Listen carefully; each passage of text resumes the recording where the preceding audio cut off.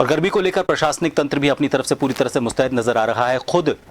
चिकित्सा मंत्री खीवसर एक बैठक लेने के लिए पहुंचे हैं और उन्होंने प्रदेश भर के जो अधिकारी हैं उन सभी से हाइब्रिड मोड पर यानी कि ऑनलाइन भी और ऑफलाइन भी उनके साथ मीटिंग की है। इसमें एक रणनीति तैयार की गई है ताकि ये तय किया जा सके कि अगर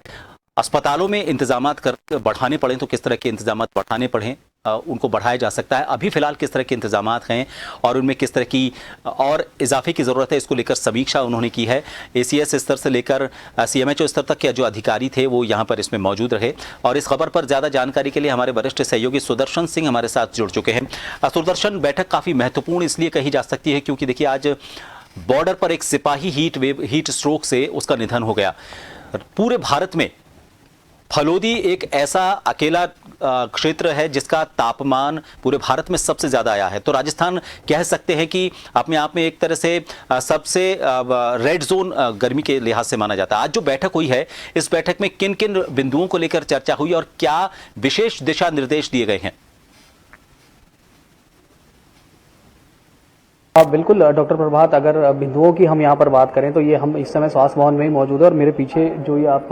देख रहे हैं सभागार, इसी में यहाँ पर अभी बैठक चल रही है, जिस तरीके से हम विजुअल्स में भी देख पा रहे हैं। और अगर हम एजेंडे की यहाँ पर बात करें तो एक तो मौसमी बीमारियों की समीक्षा डॉक्टर प्रभात यहाँ पर की जा रही है और इसके अलावा यहाँ पर जो अस्पतालों में दवाइयों की उपलब्धता, एसी कूलर पंखों की वहाँ पर क्या स्थिति है उसको लेकर यहाँ पर डिस्कस किया जा रहा है। इसके अलावा मंत्री अंदर मौजूद हैं। अगर हम यहाँ पर बात करें तो एसीएस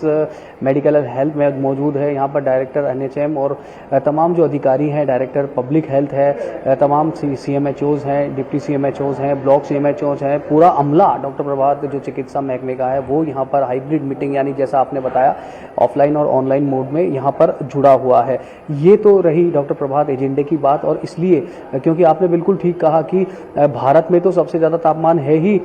फलोदी में, राजस्थान की अगर हम बात करें पश्चिमी राजस्थान में वहाँ पर 51 डिग्री के आसपास, और जो दूसरे वहाँ पर जिले हैं वहाँ पर भी 48-49 के आसपास वहाँ पर टेम्परेचर बना हुआ है। बल्कि दुनिया के भी जो टॉप 3 ज़्यादा तापमान वाले जो इलाके हैं उसमें यहाँ पर फलोदी शामिल हो गया है। और बड़ी बात यह है कि आज आपने बताया कि जवान की मौत और इसके अलावा कल भी एक मौत यहाँ पर हीट स्ट्रोक से हुई थी। यहाँ पर अजमेर का वो एक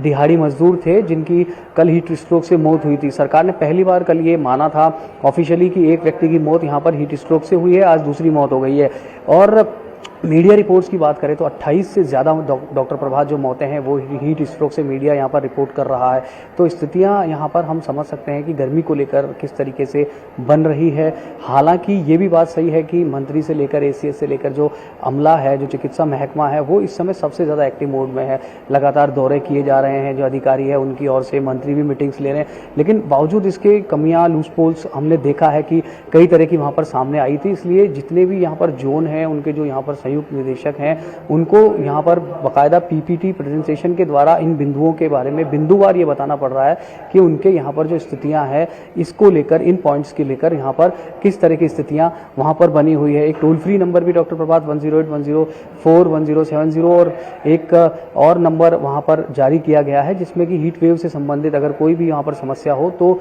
जो कोई भी नागरिक है वो उस पर मदद ले सकता है। लेकिन मीटिंग में क्या कुछ अभी निष्कर्ष निकल कर सामने आया, ये मीटिंग अभी चल रही है। थोड़ी देर बाद चिकित्सा मंत्री बाहर आएंगे, उनसे हम जरूर बात करके हमारे दर्शकों को अपडेट करेंगे।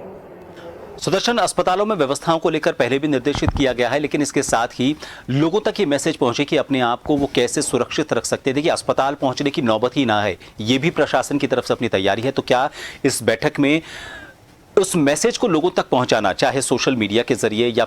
भी प्रचार के जो भी तंत्र हैं उनके जरिए लोगों तक ये मैसेज पहुंचाया जाए कि इस तरह के हालात में अपने आप को सुरक्षित कैसे रखें, ये भी बहुत ज़रूरी है। अब हॉस्पिटल पहुंचेगा तब तो व्यवस्थाओं को लेकर निर्देशित किया ही गया है, लेकिन फिलहाल लोग अपने आप को घर में सुरक्षित या फिर अगर बाहर निकलना है तो किस तरह के प्रोटोकॉल का पालन करें, क्या इसको लोगों तक मैसेज के जरिए पहुंचाने के लिए भी इसमें कोई विशेष दिशा निर्देश दिए गए हैं? जी बिल्कुल डॉक्टर प्रभात, ये दिशा निर्देश इस मीटिंग में भी संभवतः यहाँ पर निश्चित तौर पर यहाँ पर दिए जाएंगे। और इससे पहले भी अगर हम बात करें तो केंद्र सरकार की तरफ से भी इसमें एडवाइजरी जारी की गई है। राजस्थान सरकार के द्वारा भी यहाँ पर एडवाइजरी जारी की गई है, जिसमें जो बुजुर्ग हैं या फिर जो कोमोर्बिड जिनकी यहाँ पर इम्यूनिटी कम है, इसके अलावा किसी गंभीर संक्रामक या अन्य तरह की बीमारियों से ग्रसित है, उनके लिए यहाँ पर अलग अलग तरह की जो एडवाइजरी है वो यहाँ पर जारी की गई है। और हम सब जानते हैं कि लू और जब तापमान बढ़ता है तो किस तरह के भूखे पेट घर से नहीं निकलना, सर को ढककर चलना, किस तरह के लक्षण होते हैं, उल्टी हो या फिर आपका जी घबराता है तो आपको वहाँ पर छाया की जो जगह होती है वहाँ पर चले जाना। लंबी दूरी की अगर आप पैदल या फिर टू व्हीलर पर यात्रा कर रहे हैं तो रुक रुक कर जाना। अगर आप मजदूर हैं तो उनके लिए किस तरीके से काम करना, दिन के जो समय होते हैं जहाँ पर सूरज का तापमान अधिक होता है उस समय काम नहीं करना, लक्षण होने पर क्या काम करना, हीट स्ट्रोक कैसे होता है, इससे हार्ट अटैक कैसे आता है, जो तमाम एडवाइजरी है वो जारी की गई है केंद्र की तरफ से भी और राज्य सरकार की तरफ से भी। ये सबसे महत्वपूर्ण है डॉक्टर प्रभात, जो आपने बात कही, ये सरकार की ओर से जो चिकित्सा विभाग है वो लगातार इसके प्रयास कर रहा है। ब्लॉक सीएमएचओ स्तर पर भी ये कहा गया है, हेल्पलाइन नंबर भी यहाँ पर जारी किए गए हैं कि अगर किसी को उसके बावजूद भी कोई दिक्कत आती है, क्योंकि लापरवाही कहीं ना कहीं होती है तभी व्यक्ति इसका शिकार होता है, तो उसके बाद में भी किसी तरह की दिक्कत नहीं आए। अस्पतालों में भी जो बेड रिजर्व करने के आइस क्यूब, आइस जो पैक्स हैं, इसके अलावा जो दवाएं हैं, बेड रिजर्व करने की बात है, वो जो तमाम एहतियात हैं, जो आईसी एक्टिविटीज़ हैं, जो जागरूकता अभियान है, वो साथ साथ में चल रहे हैं। डॉक्टर प्रभात, एक आखिरी सवाल, कोरोना के टाइम में हमने देखा कि कई तरह की एडवाइजरी जारी की गई थी, चाहे हम गवर्नमेंट सेक्टर की बात करें, गवर्नमेंट डिपार्टमेंट्स की बात करें या फिर प्राइवेट सेक्टर, प्राइवेट डिपार्टमेंट्स की बात करें, उनको विशेष दिशा निर्देश दिए गए थे, एक नया प्रोटोकॉल बनाया गया था। क्या इस तरह की गर्मी में इस हीट स्ट्रोक से बचने के लिए निजी संस्थानों या फिर सरकारी संस्थानों के लिए कोई गाइडलाइन जारी की गई है कि क्योंकि